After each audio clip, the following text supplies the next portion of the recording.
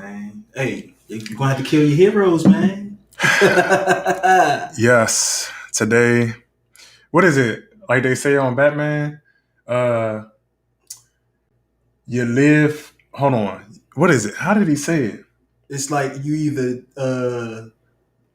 die early or When you live to long enough to become the villain. Yeah.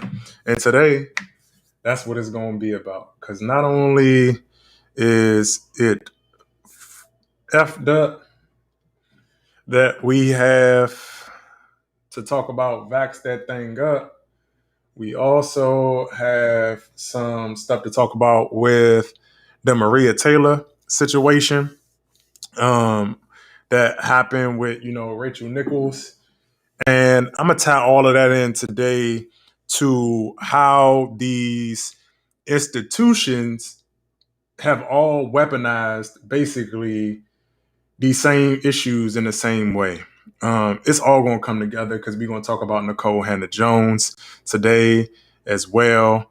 And we also are going to talk about Barack Obama's comments around institutional constraints to tie all of these pieces in, because he said the loud part, quiet part out loud when he said, and talked about institutional constraints, because unfortunately, nobody asked him to break down or really allude to what those institutional constraints was and how those institutional constraints played out. So again, we got Obama, Nikole Hannah-Jones. We have on board, Vax That Thing Up, all of these different conversations. And don't forget, your boy Fauci and Dr. Fauci and Joe Biden will be going door to door. We're going to be talking about that today too. Yeah, that's part of the whole Vax That Thing Up. But without further ado, what we going to do, what I ask y'all to do every single time, can you please hit the like button? That helps us out a lot. Can you please hit the share button? And also, can you please subscribe? That helps us out a lot. I would appreciate it sincerely, especially for all those people who want to keep saying that I'm brilliant. Please just like the motherfucking video. It's free. It don't cost you nothing. Share the video. It don't cost you nothing. And if you feel like, because I know, my voice is rather radical. If you feel like, I don't necessarily want to be close to that, that's toxic, you can quote tweet me or put it in a way where you can defame me. I just want to have the debate and the argument with the bigger people. That's about it. Other than that, you can act like you don't know me. Just throw me over the fence. Because again, if don't nobody have these conversations on a grand scale, shit, your kids is gonna be slaves. So man, I hate how we use toxic. I hate it. But without further ado, the first thing that we're going to be talking about today is Back That Thing Up, the remix of Back That Thing Up. And I want y'all to know it's as gross as you think it is. So I want to start off by saying, when I first saw this, I thought it was a parody. I thought that somebody had remixed this. I thought that somebody had just did what they did to it. Yeah, like TikTok, right? That's what I'm thinking when I first see Vax That Thing Up. And then I see Manny Fresh. And then I see Mia X. And then I'm listening to the lyrics like, oh shit, this is a real song. They really got these people out here vaxing that thing up. And I want everybody to understand the reason that we're talking about this, because it's disrespectful on different fronts. One, why do we keep as a community being appealed to through sex, music, and formats that are substanceless? Because I don't know if you remember that whole get your booty to the pose tomfoolery that they tried to give us. Yeah, it'd be disrespectful. Then you got the Hillary Clinton hot sauce. You got again, all of these different instances where people are trying to appeal to us. You got Bill Clinton. What did he play? The saxophone. You got Fish Fry. He got his cornbread. My man Fish Fry with this junk, man. So look, man. We gonna just go ahead. I'm gonna let y'all see it for all of those who don't see it, who haven't seen it. I'm gonna play it. Lord, my ears. So this is the video. J chat, find a main chat, open up VOK ass, okay ass, profile picture looking tight chat, nice chat, got your bio reading right chat, precise chat, but before you find a date chat, you gotta wait chat, gotta go vaccinate chat, get it straight chat, girl you look good, want you fax that thing, I'm using handsome young. If you can't see the video, we on YouTube. You can see everything over there. At the Gilded Sages.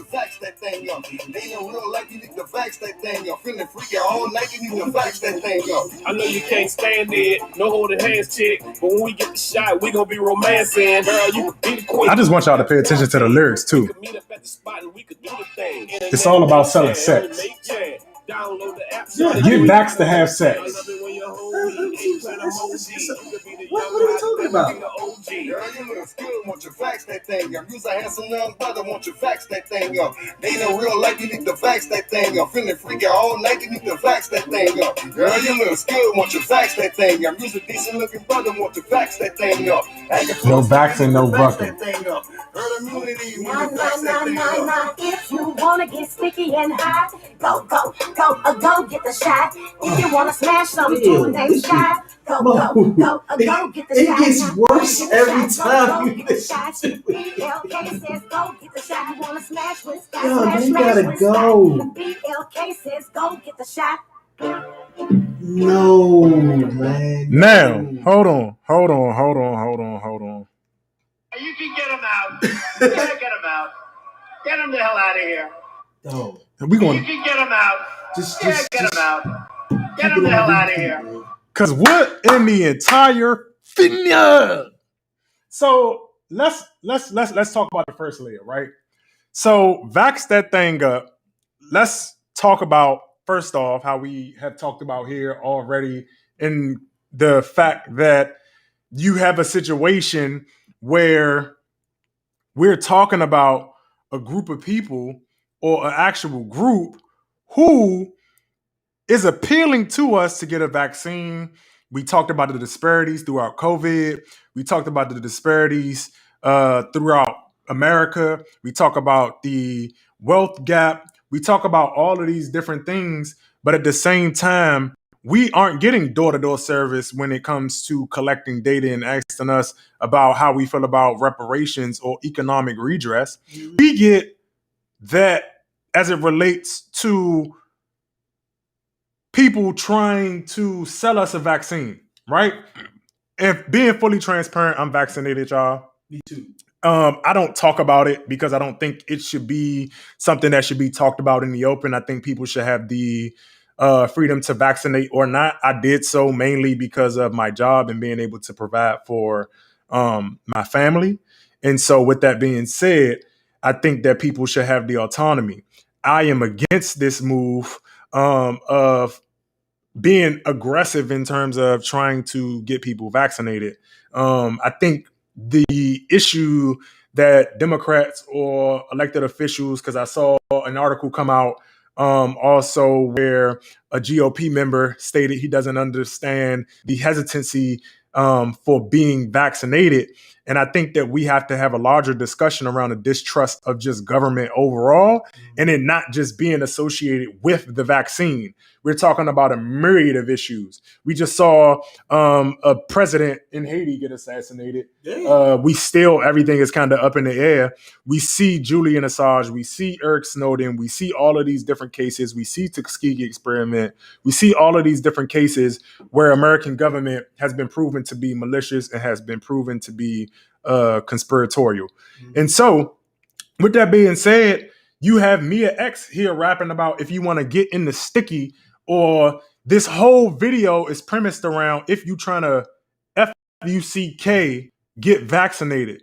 So I want all of the Black people in the world who thinks that this shit is okay to stop and really think that why is it okay that you are appealing to such a very distasteful, and I wouldn't even say distasteful, let me take that back, but a very carnal, very low vibrational for all my sage talkers. Very low vibrational aspect of what is considered interaction through human activity. So they're trying to engage us to get a vaccine so that we can have sex or nail the quickest thing walking or get to the sticky. First off, as we wrap this back around to institutional protocol, who paid for this? I understand Juvenile and Manny Fresh and these people are broke because only a broke Negro would do such a thing. Yeah, they down bad. We have to exile. This is ridiculous. And again, you can get vaccinated or not vaccinated, but the fact that we have campaigns, and this isn't the first, this is the one of many, where we're having to have a discussion around how people are trying to appeal to us as it relates to a damn vaccine when we can't even get a conversation around economic redress when every single day I got to listen to how America is racist, how America, the racial wealth gap, this atrocity, that atrocity.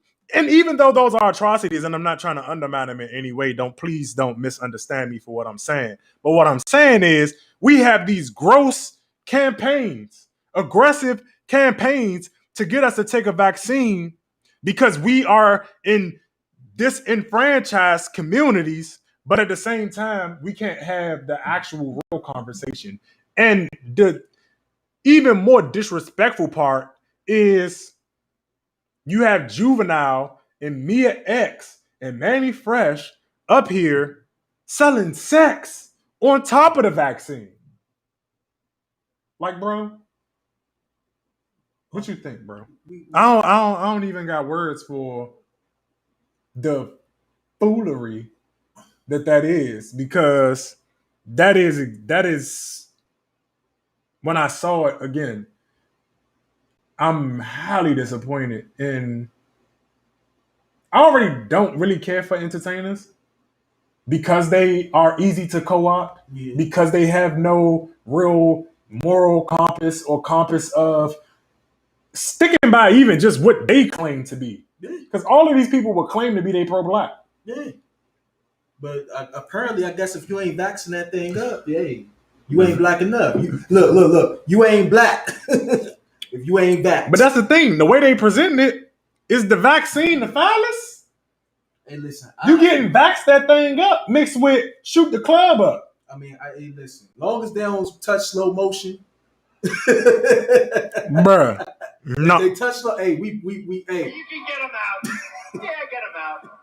Get them the hell out of here. Get them out of here. But nah, seriously, for real. So as y'all know, I'm on my reading journey. I'm on chapter 5 of the color of what is it? Color of Law? Yeah, the color of law. Oh, that's that fire flame. I'm on the chapter 5. And like literally, when like the book is so literal in their breakdown of what has been done to us in terms of housing.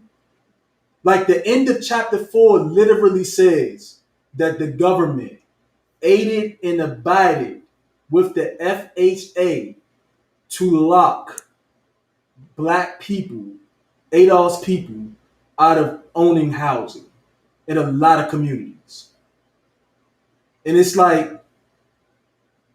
when you couple that with years and years and years, this was 1950s where they came to this conclusion according to the book. Mm-hmm. So when you fast forward to now and you see black people literally just scrambling to the first thing that they can, because everybody's in survival mode. Like when you see the vaccine, like that's survival. That's the lowest form of just, all right, I need to pick up a quick bag. You know what I'm saying? When you see people selling their catalogs off, when you see people, hopping from one job to the next, everybody's scrambling in survival mode because these the chickens, gig economy, they're beginning to roost. They're beginning to roost, and it's like you have so many people that's unwilling to acknowledge the history unacknowledge the hit. Like you cannot survive thinking that this history just doesn't have any place in what's going on right now, and we just need to encourage ourselves and pick ourselves up and bootstrap. No, no. We get on this program every week and we read off the wealth data. And if y'all don't know, I don't even want to say that, fam. I don't even want to say that because I want to shout out my man Antonio Moore.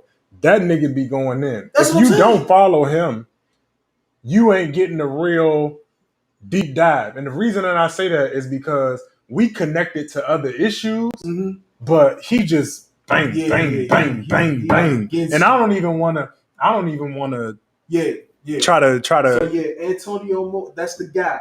But literally, I don't know what people are really understanding in terms of what's going on out here. Like you got people who think that you can just make moves and you gonna be good out here. Mm-hmm. And it's like, no, that's not how anything works. That's not how any of this stuff works. Like, to sum it up, when you really understand the history, when you really look at what's been done, all of these things have an effect. There was a time where we didn't see it as much. That time is gone and past. Now what we're living through is the consequences of everything that has transpired over all of these years where I don't want to say we ignored him, but No, that's fair. Not all of us, but most people ignore him. Still to this day are ignoring him. Because you got people who still willing to go out here and say, oh, well, you can just Uber your way to it. Or again, you can just YouTube your way to it. And that's not how it works. Because we going to get into a little bit later, it doesn't work that way. Because when you have institutional, and this is my thing, man. People always talk about institutional, systemic, institutional, systemic. They use these words and don't really understand. Because the moment you call somebody racist, the moment you say somebody racist, it's like, oh my God, oh my God, why are you saying that? You just hurt my soul. No, it's institutional. So when we get to Nicole Hannah Jones, when we get to Maria Taylor and all of these different people, it's not about the individual acts. It's not about the individual personalities. It's not about one person going here and going there. Because even though Howard University is an HBCU, it is a university that caters and creates people who are subservient to white people and white institutions. I got some thoughts on that too. I'm just saying. And again, none of this is to, because people hear all of this and they say, oh my God, you're bashing. What does this do for the community? What it does is it creates a conversation. What it does is it allows us to actually pinpoint the true and real issues and create and reassess where and how we need to move to actually get to where we say we want to go, which is liberation, freedom. Because right now, whether you're at Howard or Harvard or UNC, you got to walk and talk a certain way. Yeah, it's them H ones, all the H's. Howard, Harvard, Hartford. You already know. But we're going to get into the next article. And before I do, I want to shout out to bro, Darrell Gasson, great leader in the community, always trying to be active. It's his birthday today. Oh, happy birthday, man. So definitely wanted to show much love, much love. Hey, and shout out to Savage Kitchens. You know, shameless plug. Shameless plug. You know, you got to support. Again, that's the type of stuff. But again, I get it. Everybody think that I'm the crazy person, the mean person. Like, look, I link up with anybody who want to or actually believe in the mission and the vision. It is what it is. I don't got no beef with nobody. But what we are going to talk about is the ideas and the way that people navigating and trying to navigate it, because it ain't working. It ain't working. And what we going to do is talk about today how it ain't working. So what I want to start off with is we gonna go to this storm over at ESPN and we gonna bring up this article right here, right now, so that you all can go ahead and see. And so this is from the New York Times. You know, for all those who like to say that, oh, it's not a real article. So we all know the hoopla, the blah blah blah blah blah blah blah. So I just wanted to add some context that I thought was interesting because I'm not a sports person, and when I saw it and came across the issue, I thought it was very interesting in terms of how it was being portrayed in the conversations that were happening around it. I don't like this view either. We're gonna do picture in picture. Or this. Because I ain't like the other view. That was doo-doo. I'm sorry, y'all. So, as the NBA playoffs started in May, the stars of ESPN's marquee basketball show, NBA Countdown, discussed whether they would refuse to appear on it. They were objecting to a production edit from executives that they believe was issued to benefit a sideline reporter and fellow star Rachel Nicoles, despite comments she had made suggesting that the host of the NBA Countdown, Maria Taylor, had gotten the job because she is black. Nicoles is white. A pre-show call with Taylor and other commentators, Jalen Rose, Adrian Wojnarowski, and Jay Williams, as well as NBA Countdown staff members, had turned acrimonious, and Jimmy Pitaro, ESPN's president, had several phone conversations while at a family event trying to help smooth things over. How interesting.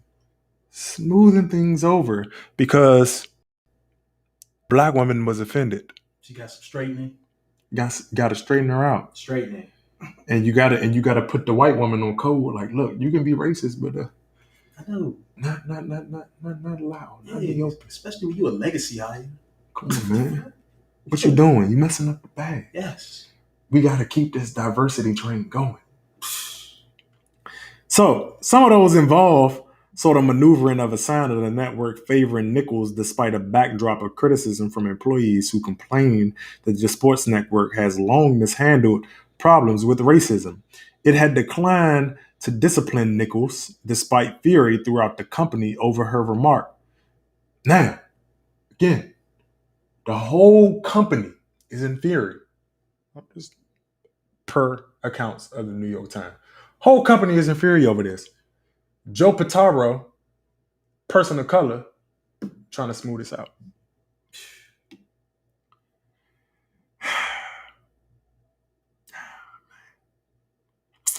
I'm going to skip over the comments. Everybody know the comments that she made because that's what is the uproar is about. ESPN has been trying and often failing to deal with the scandal for months, but a fast approaching deadline is forcing the network to show at least some of its cards. Taylor's contract expires the NBA Finals, which she has now gotten a new one for $3 million. The article is in the description box below as it relates to that. And yet a few substantive stance have been taken toward a new deal, even though Pitaro has identified Taylor as one of ESPN's rising stars. Whether or not ESPN and Taylor agree on a contract, the internal damage from the past year has been substantial. Let's skip down to the video. In mid-July last year, Nicoles was stating that staying at, Coronado Springs Resort at Walt Disney, confined to her room for 7 days because of the NBA's coronavirus protocols. Mm-hmm. For context, this is when the bubble was going on before the season resumed. She had with her a camera so that they could continue appearing on ESPN shows, primarily The Jump. But she was eyeing hosting duties for ESPN pregame and postgame shows during the playoff and finals, the network's most important studio basketball programming. That host is the face of NBA's coverage, and before the pandemic, both she and Taylor hosted different versions of the show. Let's move down a little bit. I just want them to go somewhere else. It's in my contract. By the way, this job is in my contract in writing, Nicoles told Mendelsohn, referring to hosting coverage during the NBA Finals a few minutes after saying ESPN was feeling pressure about racial diversity. And so, what I'm going to do is stop there because that's what I think is the caveat of this whole situation. So you had the black community in uproar talking about who's right, who's wrong. Stephen Jack up here caping for people, not caping for people. And some comments I agree with and some comments I don't. But I think that we're not asking the right questions because when Stephen Jack says that Maria Taylor got what did he call it? A pity job? Yeah. I agree with that because ESPN did not do anything in relation to her comments. And those comments were made with LeBron James' advisor. They laughed and giggled about Black Lives Matter, amongst other things. ESPN did not see a problem with it. The president is trying to smooth things over, make things right. Every institution right now in America is trying to be fake diversity. It's trying to be fake, what do you call it? DEI, diversity, equity, and inclusion, when they really don't give two damns. When they really just trying to get to the bag through seemingly caring about Negroes and other POCs. But the problem is, see, the POCs don't see the con game. Negroes, we've been here. We know the con game. And so when I hear Stephen Jack say, yeah, that was a pity role, I'm not hearing it as, oh, he thought that she was less than. It's just that a real acknowledgement that ESPN don't give about Negroes. ESPN don't care. ESPN is just doing this so their bag can keep running. The same way the NFL just do stuff so their bag can keep running. The same way we gonna get into it later that UNC offered the tenure after the racist donor came out and influenced the whole body, offered and rescinded and wanted her to come is because they didn't want the bag to stop. Nobody wants the bag to stop, so they hire Negroes because they don't want the bag to stop. But because we so knee-jerk, we can't see it from all different angles. Because what I'm not here to say is, look, Rachel Nicoles had what she had coming. Because, and this is where woman, black, the feminine, dare I not say it? Dare I not say it? You better not. You better not. There is no unity amongst women. Oh, I'm leaving. I'm done. It ain't one. You got it. It ain't one. Hold on. I was about to say, you can get them up out of here. There is none. There is none because there is no unity amongst women when it comes to identity politics, and there is no unity amongst women or men when it comes to whether you're affluent or not. Because I know women who are affluent who will completely dog out and shit on poor women and give not two damns. They will actually put women, poor women, in harm's position because it's a game to them and they have the access and resources. So I'm not here to say, Rachel Nicoles, you had what you had coming. The same way when that black mayor out in Chicago had what she had coming to her, when that white lady jumped the ball on her after she disrespected all of these Negroes. Look, you got what you got coming to you. I'm not here to protect you because once you are disrespectful, you are gone. You are out of the park. But what I think is worth talking about, is what she said speaks to capitalism. When I heard what she said, you know, and this is, you know, not verbatim. Why they be doing all of that while we got film, man? In the game team. Hold on. I mean, it is what it is. But I love my people because I do what I do. But that's not us. Somebody said that last time the dog was in the background being abused. Yeah. That's not us. So if y'all hear yelling kid, that's not us. Yeah. Ours is quiet. No one was abused during this film. No, nobody. Not that I know of. I cannot account for that. Look, please do not call 911 on us. This is not us.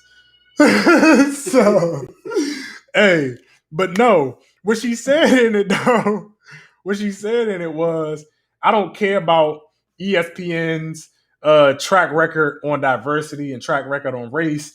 I got a job and I ain't trying to have nobody come at my job, because what she talking about is that rugged form of capitalism. Yeah. Like, F you, I'm here to make my bag. I'm here to get my bag. You know what I'm saying? And though it's absolutely still wrong. Mm-hmm. Absolutely still wrong. Mm-hmm. I just think we need to talk about like what it actually speaks to that we're living in America. Yeah, but you know what though? That's why I always hated affirmative action. I always hated it. Because like when you put yourself in these situations where you're the only representation of your kind, then hold on, you said you hated affirmative action? I hate it. What? You tripping? I hate affirmative action. You tripping? Because everything you almost assuring yourself to suffer from imposter syndrome. Because everything that you accomplish will always be attributed to the fact that you took advantage of affirmative action. Hold on. Now, as I was saying, I mean, hey, listen, I'll be on drugs. You do them, you're bad. All right, you go. But I'm just saying, the merit is what I'm getting to.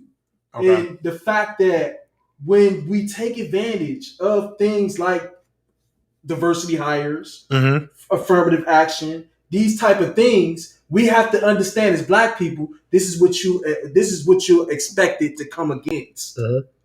Because again, you're not here on merit. You might be great, but if that's what you come in the door, I mean, you're the king of, you come in the door as something, you have to then live up to that for the rest of your time. This is true. If you come in the door as the diversity hire, you don't get to be Malcolm X. You don't get to be rousing the room. No, you're the diversity hire. Go get my coffee. You know what I mean? And not to be callous or anything like that, but the way that you enter the room is what you have to maintain through the duration of your time. And that's what I need people to understand in these corporate situations. You enter the room as the token with my man from South Park with you're that guy. That's what you enter into. And if you don't have and if you think that entering in as the token is going to allow you to do and say what you want, you got life all the way effed up.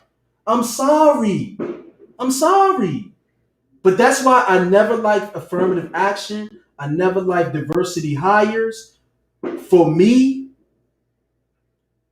I always wanted, because full disclosure, I've had opportunities to go to corporate, America. Mm-hmm. But when you see exactly how they have to live, and when you see the lack of representation of us, you can almost get a sense of, damn, I'm going to have to live my life as something I'm not. Yeah. And who wants to live life as something that you're not? But and that's why I move a little bit different. I'm going to take the diversity higher, and I'm going to still talk shit. I mean, y'all just going to have to fire me. Because this is how you weaponize institutions against themselves. They need the diversity. So guess what? Because you want fake love me, nigga, look, you going to have to love both sides. And I'm going to force you to. Because guess what? It's going to get to a point where Negroes ain't just going to accept anything. And so the faster you fire me, you're going to have another Negro in there talking shit to you. But see, that's the problem. You don't have everybody that's acting in your. You got the Negro that'll get up in there and they like, well, shoot, I'll sign up for being quiet. I'll sign up for being a token. No, that's I'll not where it's sign at. up for, you know what I mean? And you have that. But to your point, right, you mentioned something about having to enter that space in the same way that you got selected. And so that's a good segue into the next piece that we was talking about in Nikole Hannah-Jones actually being, problematic and thinking that this is uplift right now, because it's not. It's not. Even though it's Howard University is a problematic institution in some ways as well. But this is, again, from the Washington Post, and we just going to jump down. It says, according to some leading critical race theorists, integration, the traditional progressive route to racial justice, does not actually work for minorities. In this view, white supremacy is also embedded in most American institutions that for people of color will never be accepted as equals, even when they are formally granted entry. Again, to your point, what happens is that, and again, this isn't just for overt white institutions. These are for black, quote unquote, elite institutions as well, because black elite institutions are built to get more go along, get along people, for lack of a better word, or people who are acquiescent to whiteness into that space.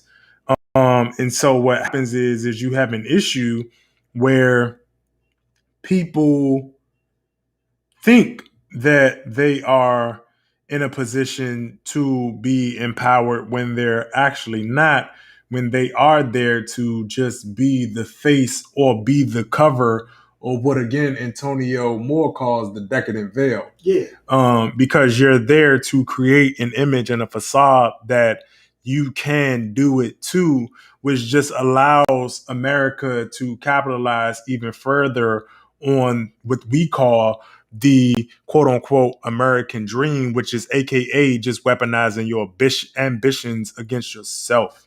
Exactly. So we get down a little bit further.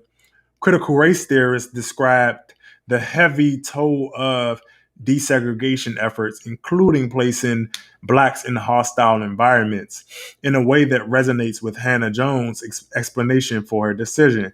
At some point, when you have proven yourself and fought your way into institutions that were not built for you, you have to decide that you are forcing, or you are done forcing yourself in.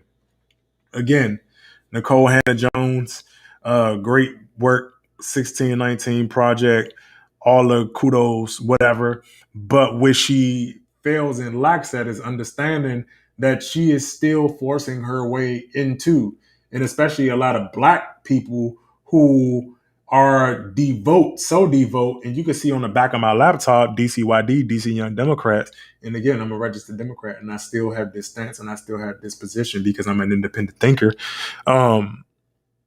People who acquiesce to institutions.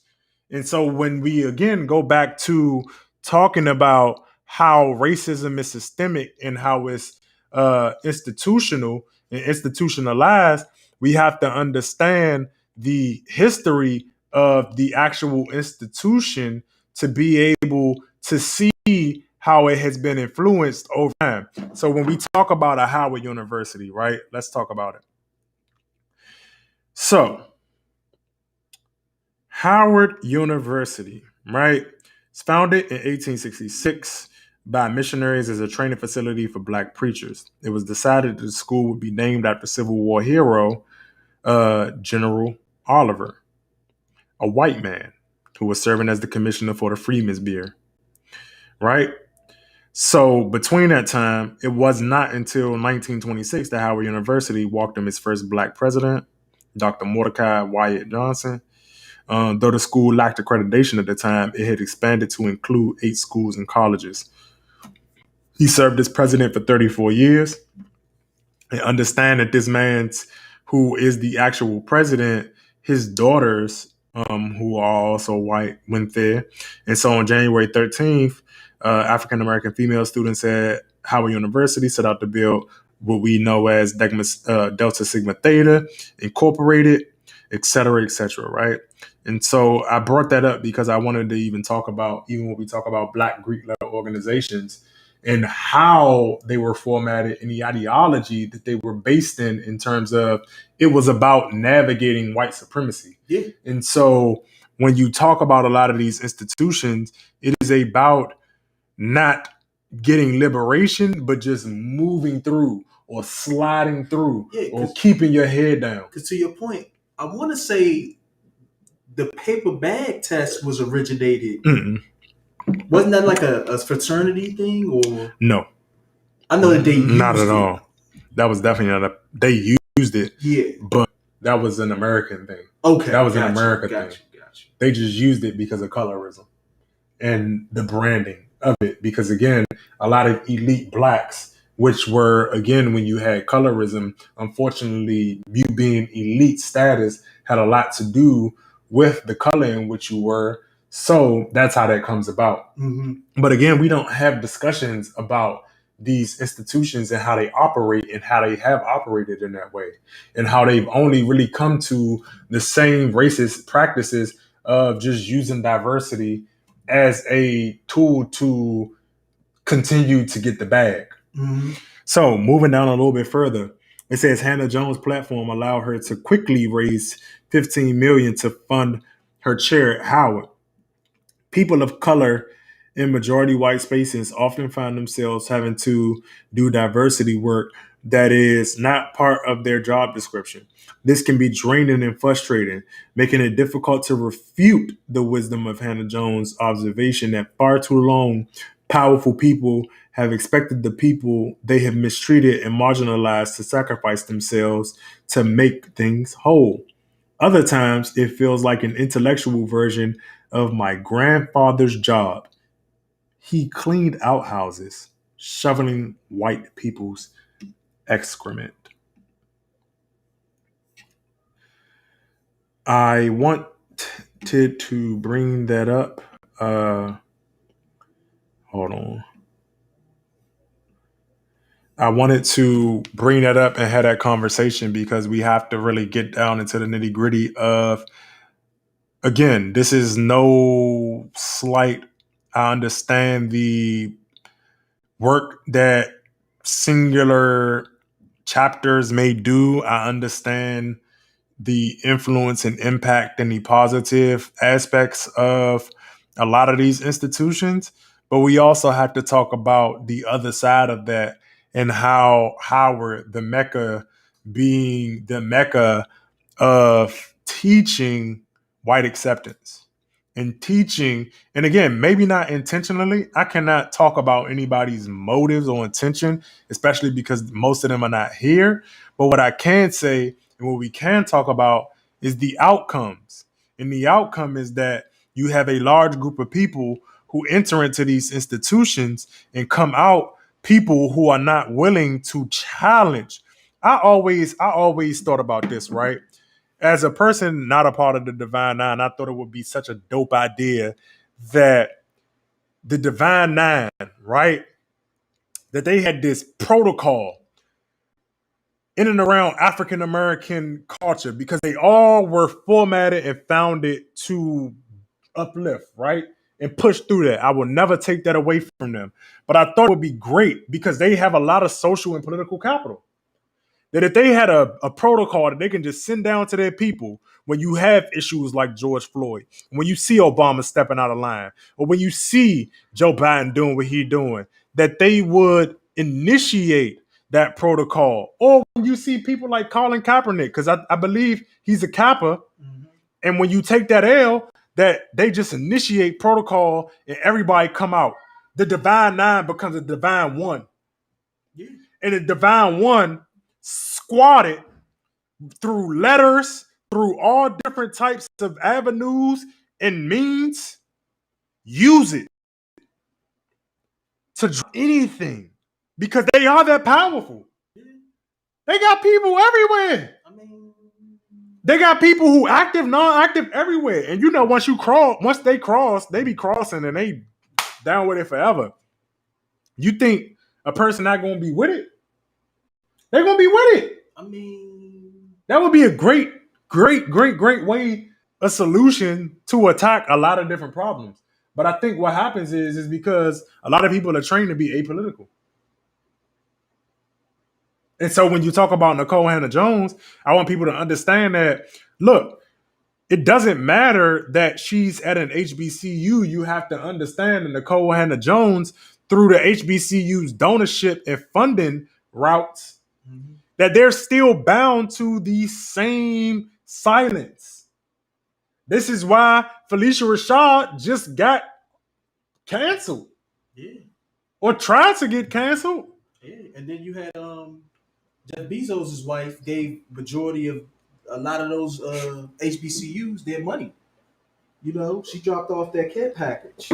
So it's like you're still beholden. It's the money. And when I look at it, it's like, I don't want to sound like I'm against prestige, because here's the thing. Interesting. When you think HBCUs, right? There's a few that just automatically come to mind that everyone just automatically flocks to. When it's like over 90, 100, something like that, HBCUs. But it's like all that comes to mind is what? Howard, Hampton, A&T. You know, those are like the go-tos. And it's like, for me, I just feel like it would have been way more revolutionary if you would have went to a Morris Brown, a Fisk University, a Cheney, a Maryland Eastern Shore. Shout out my Hawks. Yeah, I see what you're saying. Like, why do we just always go for the prestige as if that's so revolutionary? Like, ooh, I'm joining the other smart celebrity teachers at Howard. Like, how many they got? They got what? Felicia Rashad. They got what's your boy?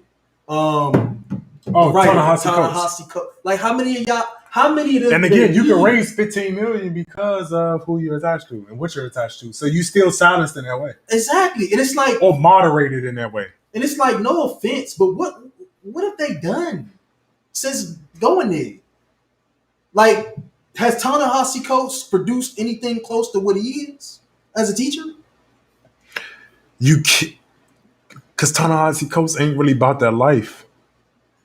A lot of people pontificate, and the reason I, critique academia in the way that I do is because in the political realm, nobody respects them. They just theorize.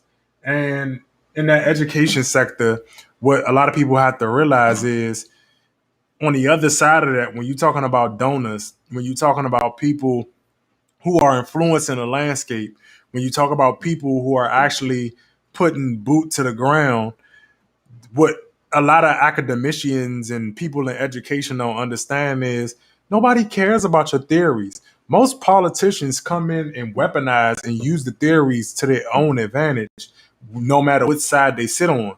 If you as an academician go into, let's just use the parties as an example. Over here you got Democrats, over here you got the GOP, right?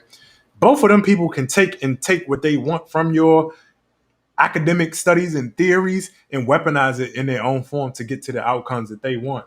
Most people don't respect academicians in that way. But again, I can't have that conversation because a lot of people get insulted. But it's like, look, I'm just telling you what I've seen. Yes, I'm just telling you that most people laugh and they think that academicians are quacks. And that's why I say, like, the whole theory of prestige is dumb. It's dumb. I wouldn't say it's dumb. It's dumb because think about it. You get the same education from a Howard University that you would get at Cheney. But it's the prestige that gets you further. But it's the same product. No, it's not. And it's the same outcome. So no. Think about it. So you say no. So you telling me that Harvard, you get the same college debt? No, we're not talking about Harvard. Because that's a different. No, that's a level of prestige. So when we talk about prestige, well, I was strictly keeping it to HBCUs. Yeah, because that's because outcome. But that's because black has a ceiling that nobody wants to admit to. And I'm talking about collectively because HBCUs are institutions. Yes. Institutions have ceilings when you're talking about black institutions. Yes. The reason why, again, so why even rank them if the outcomes are the same? I could be from a Cheney University and achieve just as much as a Howard grad because at the end of the day, it don't matter because it's black. Why are we even giving one higher than the, like, to me, it's just a money play. Howard is prestigious because there's more money involved into it. So you don't think that the outcomes are the same? I know Howard alums that struggle just like every other HBCU alum. So is it because people aren't weaponizing the prestige in the right way, or is it because the prestige don't matter? Because I would say that a person like Nicole Hannah-Jones on the Ta-Nehisi Coates or any of these rappers or any of these people with large followings, if they weaponized in an appropriate manner, we wouldn't be in the same situation. But the problem is they let the prestige and leave it unused. Prestige is to be used. And the problem is they don't use it because they're cowards. The problem is people don't use the privilege of the prestige. Because to me, if I had the prestige, the reason why they won't give it to me because they don't want the smoke that come with it. Because if I had the prestige, you got to debate me on CNN. You got to debate me on Fox. You got to debate me everywhere. But that's why they don't want to give certain people the prestige and they give it to people like the Ta-Nehisi Coates of the world because they are trained to be quiet. The prestige matters. Well, I'll say I think it matters because you're having a difference in I can respect that in terms of the outcomes currently. But what I would say is again, the solution is learning how to weaponize the prestige. Because the problem is she out here just getting articles written up and black girl magic and clapping it up. You could do that as a Fisk University grade. But what if she was what if she was the Yvette Cornell? Well, imagine if Yvette Cornell was allowed to access that prestige. It would be a whole different ball game. But again, because Howard is she is a Howard alum. But because Howard is Howard going to shit on her. Because the same reason Howard going to shit on her is the same reason Howard don't fuck with his native population in terms of Washington, D.C. This is very true. I guarantee you, if you order them right now, if you look at their books, most people are not native because, again, they are affluent, they are bourgeoisie, and they look down on the very people in the city that they serve. If you look at Howard and you look at what they have done, I guarantee you there is not a long track record of them being in a community, especially not our community, because I can at least say, look, I've been here 30 years. Mm-hmm. Same place. I only left 4 to go to college. Yeah. Howard, nowhere to be found. Hey, listen, the only access black folk in DC got to Howard is the hospital. And homecoming. And niggas don't want to go to the hospital because they don't give a fuck about Negroes. That's what we had in 2021. But nobody want to talk about it. Because, again, I'm just the bad guy. But everybody know what I'm saying is true. Any nigga in DC can account. Greater Southeast and Howard. Please don't take me there on my die. Hey, he lying. He's not lying. If you in DC and you on the fucking comments, I guarantee you, them is the two.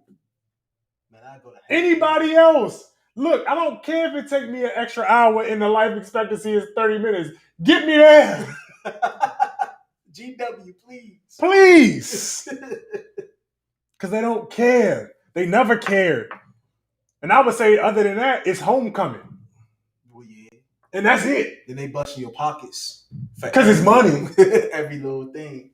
But yeah, man. But Howard is not about the life of liberation and all of the stuff that people like to think that Howard is about. They cool. They whatever. I ain't going to shit on them. They got their place in history. They got their place. They got their purpose. But what I'm saying is Howard could do a lot better. What I'm saying is Howard could really look at themselves and see where they went wrong. They're international. They are international school at this point in moment. They all are. If you look at the demographics, No, that's what I'm saying. they all are. But niggas want to say, "Oh, you been advising, you been advising." You know what I'm saying? Hey, listen, Howard don't even be taking DC people to it. They don't even take out our financial aid. Nope. We get like half. Nope. Get him out of here. Get him. Where my man at? You can get him out. Yeah, get him out. Get him the hell out of here. We have a very serious problem. Very, very, very, very. But we're going to get into our very last serious problem. Mr. Barack Obama. Oh, my goodness, man. Institutional constraints. Man. The institutional constraints. And this all goes back to what we talking about today. Again, vax that thing up. The door-to-door. Because I'm telling y'all that is a primer for the door-to-door. Hey, what you gonna do when Biden knock on your door, bro?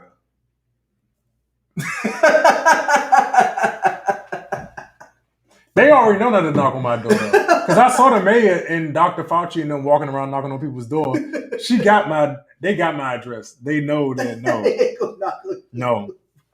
no. Like, again, I'm already vaccinated, but no. That's aggressive because, again, what they're doing is collecting data.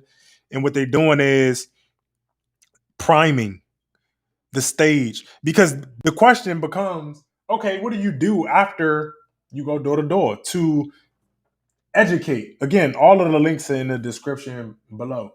And please like the video. Please share it. That we would definitely appreciate. Cost you nothing. Again, we just trying to have a conversation. And thank you in advance if you do like and share the video. We just trying to build our audience so that, again, I can be able to have these conversations at a larger stage. But Biden don't want to knock on my door. Hey, listen, man. I got the video camera ready. He the police. He the popo. I got the video camera ready. Everything you saying, don't knock on my door.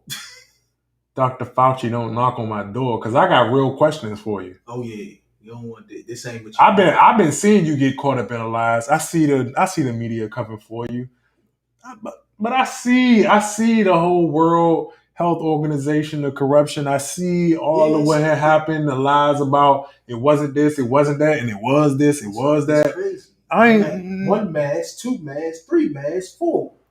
Which 4 how many? masks, 3 masks, 2 masks. How many do you need? Exactly. Like, my man is just, oh man. I ain't got time for it. I ain't got the time, bro. They know not to knock on my motherfucking door. You got time for these niggas talking that bullshit, talking that yin yang. My man, Mighty Mags. That's what I'm gonna call them. I'm calling them Mighty Mags. So this is I don't know if y'all remember, Obama says institutional constraints kept him from talking about certain killings while president. He said he was wildly enthusiastic about resurgence activism, but felt he could get in the way of investigations, including the deaths of Trayvon Martin and Michael Brown. And I want y'all to understand, when he say he's enthusiastic about activism, this is the same nigga who quelled the Black Lives Matter movement. This is the same man who quelled defund the police. This is the same man who intervened in the NBA players getting their just due on their own commission. Quelled. This is that man. Mm-hmm. Fake ass nigga. You know what? You can get him out.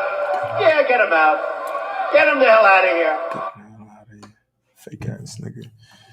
Sick ass man. So, former President Barack Obama Wednesday said that he was wildly enthusiastic, blah, blah, blah. We've read that. Obama said that unlike former President Donald Trump, he followed the notion that the Justice Department was independent. And I just want y'all to know that's cap. The Justice Department was never dependent. I mean, never independent. Neither was the FBI. Neither was none of these institutions. Because again, your boy Obama's so full of goddamn cap. Do I have a cap? Do we have a cap? Yeah, this institutional, like, I wish I could use this for my bill collectors. Because it's institutional racism, right? He understand that, right? Hey, one of them called me, hey, listen, I got institutional constraints right now, so I'm going to need you to delay my payment. Delay it. Delayed. He didn't have institutional constraints when he bailed out the fucking banks in 2008. What? Man, that's crazy. That's crazy. But I'm gonna share with y'all. This is the last thing we talked about. Nicole Hannah-Jones. We talked about how Howard, UNC, all of these institutions. It matters about where your money come from. Backs that thing up. Broke black Negroes needing money out here selling the community. Talking about and selling vaccines through sex. I did not in any way want to endanger their capacity to go in and investigate and potentially charge perpetrators, which meant that I could not come down or appear to come down decisively in terms of guilt or innocence, Obama said in a virtual gathering. And this is in reference to what? The killings.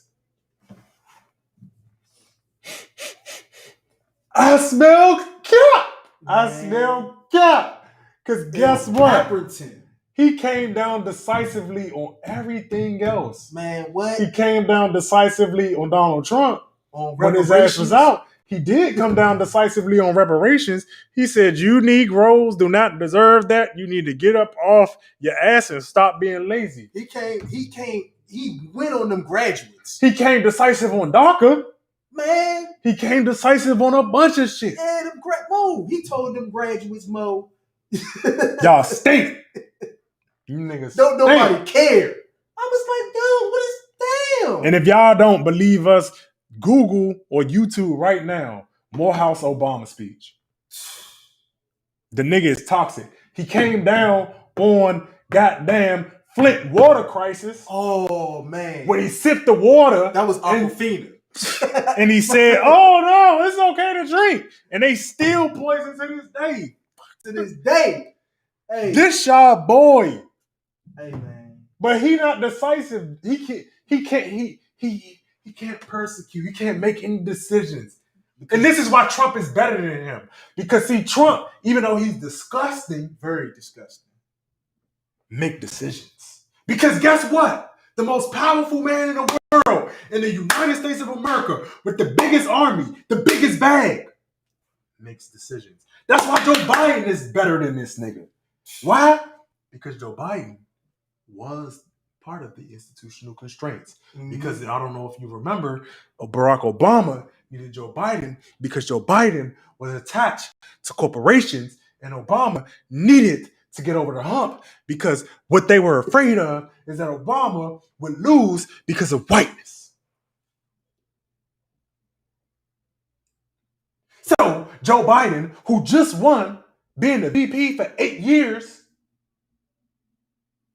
was the institutional constraints. And so when you ask yourself, why haven't you got Medicare for all? Why haven't you got federal minimum wage increase? Why haven't you got student loan debt absolution? Why haven't you got the reallocation of resources to other initiatives outside of police? Why haven't you got reparations? Why haven't you got a safety net for Social Security? Because Joe Biden and his ilk and people like him, the champion of bipartisanship, the champion of I am the best mystic of what the right is, but I present as a Democrat. But I am a Dixiecrat. And if you don't know what a Dixiecrat is, please look it up. Please go back in history. Joe Biden comes from the Dixiecrat era and is that. So his vice president was a manifestation of the institutional constraints. The institutional constraints are the, what do you call it? Moderate voters that they love sucking off every election. Every election, bro. That, you can't give anything to your black voters, African American voters who come out every single time for you in record numbers so that you can suck off people who, by the way, they claim are evil and eroding our democracy. They're eroding our democracy. No, but guess what? We need their votes. We need their votes. Even though they're going to vote for Trump anyway. In record number. But we need him. We need him so much. We have a very serious problem. Let's go down to this nigga nonsense. I don't even want to read no more. Yeah, it's like, come on. First is this. Then it's the podcast. Like, what are we doing here? You a whole president. Like, why you can't? Was. I'm saying you was a whole. Why you can't do something like Jimmy Carter was out here building houses. He really was contributing to society, to my knowledge. Why Barack Obama can't do that? Because Barack Obama has institutional constraints placed on him. So he can't get a hammer and nail and build houses like Jimmy Carter? You remember the question that I asked, bro? I said a long time ago. What did I say? I said, I believe that Barack Obama did not have any power. And this is why I hate Negroes who say, oh, let's do the empowerment thing. We got power, we got power, we got power. But then when it comes time to deliver, oh, I don't have power. I have institutional constraints around me. Which one is it, Barack Obama? Were you the pinnacle that we should achieve to? Mm-hmm. Or were you just, like Nicole Hannah-Jones mentioned about her father, cleaning white people's excrement? But see, that's why I say I hate affirmative action. And you look at me like, oh, and I'm like, no, because all of this comes directly from that. But no, that's the thing. Is it the problem of affirmative action, which is a passive product, or is it the problem of Negroes getting into the space and not speaking what should be spoke and taking the risk? I'm not going to blame affirmative action. I need affirmative action. I want more specific affirmative action that doesn't include whiteness, gayness, and continental POCs. Mm. Because they are more likely to go along, to get along, because why? White women share checks with white men. They families.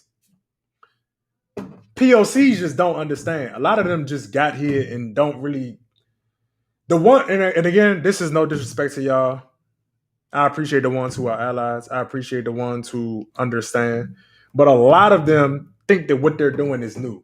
A lot of them think that being the tool and being in proximity is what's going to get them the thing. And we understand that that's not. Yeah. But here's your sexuality just don't matter. But here's what I provide a little pushback on. To me, the mere label is what's problematic. What you mean? The label of being the diversity hire.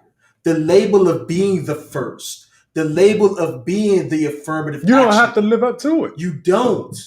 But you're treated as that from jump. But again, is that... And my thing is if you continue to feed into being these things, at what point do you get to a point where enough people fall flat on their ass and we just be like, you know what? We got to stop feeding this. But that's my thing, right? So I hear that. But what if people who were the first modeled being the first in a different way so that the people who came after them behaved in a different way? What do I mean? There's no problem with being the first. Mm-hmm. The problem is that the first be bitch ass niggas. You set the precedent. But again, that's not a problem of anything outside of the person who has gotten the position. Mm-hmm. The problem is that white people know black people better than they know themselves. That I know you really just want me to suck you off and you want to feel accepted and loved. Mm-hmm. They don't, again, I don't get that much love because they know I'm not here for that. Yeah. I want your smoke. See, I want Mitch McConnell. I want a world in an America. I want him to get up there and say, Mr. Nigger Lassine, I hate him. I don't care what you say. I would love, because it has let me know that I have reached what I wanted to get to. Please send me the death threats to little 4230 South Capitol Street. You want to know why? Mm-hmm. You want to know why? Because I know that's what America is. Yeah. I know that, again, the white people who do have a little bit of civility within them are bombarded and be denounced by their racist counterparts, because the racist ones, the people who lost the Confederate, the more violent ones, the more warmongering ones, are going to put them in their place because they don't want that smoke. I get that, but I just feel like the very nature of institute, like we see this throughout history. How many black folk throughout the history go into institutions with your mindset, but by year whatever they become old fish fry Clyburn, who was probably he came in probably with all the smoke in the world, but the institutions in and of themselves through participation.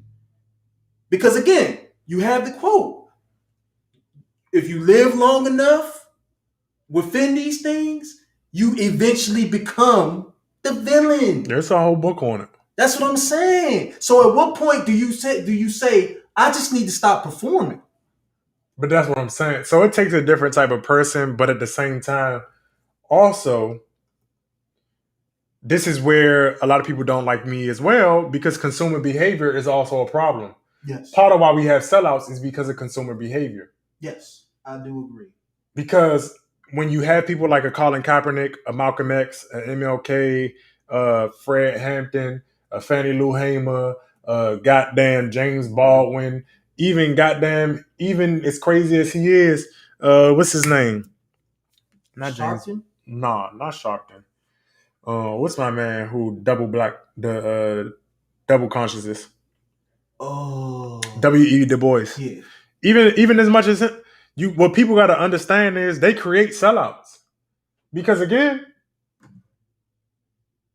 I disagree. I'm going to keep doing what I do, but it's logical in human nature to say this thing isn't working. These Negroes don't care. They like just appealing to whiteness. No matter what they say, we got a whole bunch of people on Twitter who fake like they're against whiteness, but every step of the way, they're appealing to it. You got people who fake against capitalism, but every step of the way, they talking about canceling a homie or a friend because they don't making a certain bag. Or we need to cut people off because they don't get it. Or we buying into the dip. Right? I'm on y'all head. Man. Right? But these are the same people who will say they believe in something. A part of it and a lot of it is based in ignorance, because a lot of us don't understand our deeds. So we don't understand that at the core, we participate in our own demise. Mm-hmm. You got niggas still watching the NFL. Yeah. Even after everything we just read with the ESPN jump and them trying to smooth it over, knowing what they know and doing what they do, they still gonna watch ESPN. Yeah. But them the same Negroes who gonna sit up and complain about, oh, this and that. I had a conversation with the fam earlier, right? Mm-hmm. And it's always people say it's hard to stop though. It's hard to pull out. I'm not saying it's not hard to pull out. But if we don't pull out, we just gonna keep giving life to this motherfucker. And you could take that however which way you want to. You could take it in a way, you can make that nasty, you can make it whatever. Because guess what? If you don't pull out, you're gonna keep giving it life. Yeah. The same system that you hate, you're gonna keep giving it life. Yeah. That's why go ahead. That's why I go so hard at like the exception, like all of the black exceptionalism, prestige. Like none of these things have proven to be fruitful. So why continue as if these things that have not worked for hundreds of years is just going to automatically, magically work in a world where, oh, by the way, if it didn't work when white people had billions of wealth, oh, let's try it now when they got trillions of wealth. Like, Fam said Barry Soetoro is the biggest fraud in history. I don't know who that is. Yeah, we got to look him up. We definitely got to look him up. Let me see. Go ahead, finish your point. But like I'm saying, like, if it did not work in a world where white wealth was in the billions. Why are we rehashing these old tactics in a world where they now have trillions, as if it was going to work? We need to reimagine a lot of different things. Oh, I don't really believe prestige. Barack Obama, aka Barry Satoro, is aka Barack Hussein Obama. That's funny as Hey, shit. that's funny. It is funny. I'm gonna use that one. Shout out to Shaq. I just don't believe in a lot of these. I don't, all of this climbing the ladder, all of the. For me, I think our people have to have more of a mind for service, and what we do needs to be service based to our communities. I got taught something today, so I'm gonna put that up for y'all. That is Obama. That is Obama. I did not know that. That's funny as shit. I'm gonna start saying that. Yeah, that's I call crazy. that nigga Black Jesus. That's crazy. I call him Aquafina. Sipping that Aquafina water. That's funny, man. Flint water. He is the biggest fraud though. He is the biggest fraud in history. He gonna go down as the biggest loser only because his legacy is going to come up as we transition into 2024. And I'm trying to get right now people on board because I can't even. If we don't, Trump gonna be president in 2024 again. Oh, I've already prepared my mind for it. Like that nigga suing all the social media platforms. They gonna love it. He not gonna win, but they gonna love it. Nah, he might. Cause not gonna win. Bro, you gotta factor in that they gonna have to bring them niggas up on antitrust too. Well, yeah. Cause tech right now is just dominating, deplatforming anybody and everything, and they deplatforming the truth. I don't know if you know the dude Army from Hong Kong. He used to be the man who used to be with Yvette. Oh, okay, yeah. I seen the. They Facebook took him off because he told the truth about Independence Day. No, he posted a quote and got taken off. Man, I swear, he I'm got put in back Instagram on jail. Shoot, listen. It is what it is, man. But hey, I appreciate everybody for tuning in today. Let me see. If y'all want to hop in this jump, y'all can definitely, everything in the description box, man. Yeah. Because we got this new platform. So this jump kind of do nizzy nice. Dang. So look, we got canceled the big timers. Yeah. We got canceled 400 degrees. We got canceled all them cash money jump. Well, just his verses. Vax that thing. All his verses gotta go. Like, man, that shit's so trash. Dang, man. Ain't do gator boots with the back style Gucci. Man, hey, ain't look. got no job, but I'm still there. Hey, Slim. Let me not give y'all no idea. Y'all can't have that one. Y'all gotta pay me for that. I need my check for that one. It posted in YouTube and Facebook. But that's terrible, man. Yeah, some fuck. And the crazy part was, bro, I listened to the lyrics and was just like, so this whole song is about if you try and fuck, get vaxxed. And it's like, you a handsome young fella. Won't you vax that? Like, what? And we supposed to be pro-black. Come on, man. We supposed to be pro-black.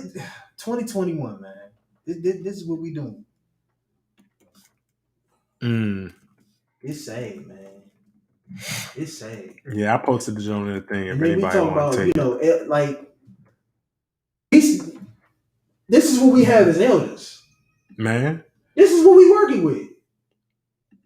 So it's like, man, I can't even as a 30-year-old question the youngins, because when I question them, they gonna look at juvenile ignorant ass. Mm-hmm. And it's like, yo, I can't defend that. What am I supposed to say? Vax that thing up. What am I supposed to say?